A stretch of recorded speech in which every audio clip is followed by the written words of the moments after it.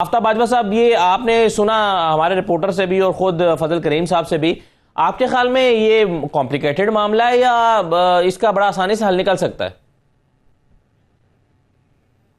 देखिए, कोई इतना कॉम्प्लिकेटेड मामला नहीं है। इसमें आपको देखें डॉक्टर अरशद साहब से फजल करीम साहब खरीद रहे हैं और बाकायदा उसका इंतकाल भी डॉक्टर अरशद साहब जो हैं फजल करीम के नाम करा रहे हैं।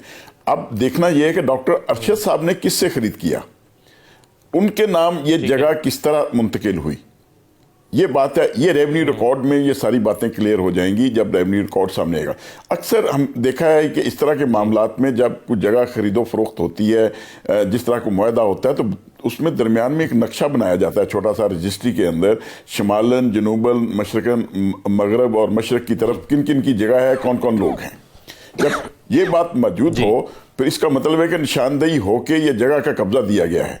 और जहाँ तक ताल्लुक है उनका, चौधरी अख्तर साहब जो हैं, जो अब वो कह रहे हैं कि जी मुझे मेरे ससुराल वालों को मेरी बीवी को मिला, बीवी ने कि मुझे गिफ्ट कर दिया, तो वो देखें, वो अगर कहते हैं मेरा वरासती है, तो इतनी देर से वरासत में अगर मामला था, 2009 में फजल करीम साहब उस पर अपनी बुनियादें भी निकाल रहे हैं, इंतकाल भी पटवारी का मौजूद है, तो क्या वो सोए हुए थे? फिर इसका मतलब यह है कि उनका मुकम्मल वो खाता कोई और है, ये नज़र नहीं आ रहा।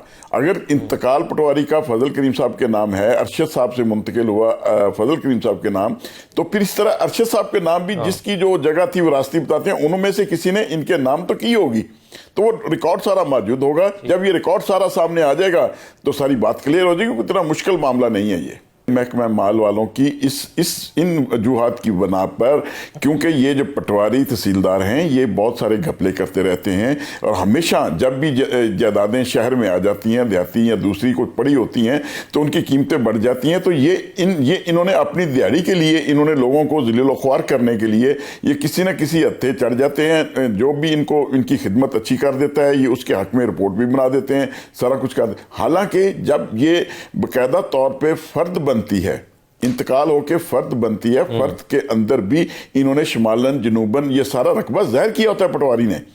ये इनकी पटवारी की फिर मेलाफाइडी होगी कि उसने अगर जाहिर नहीं किया तो ये फिर ये उसकी बारगेन होगी, उसकी बदनीयती इसमें शामिल है। तो लिहाजा अगर उसमें कोई उसने गड़बड़ की है तो पटवारी फिर जिम्मेदार होगा।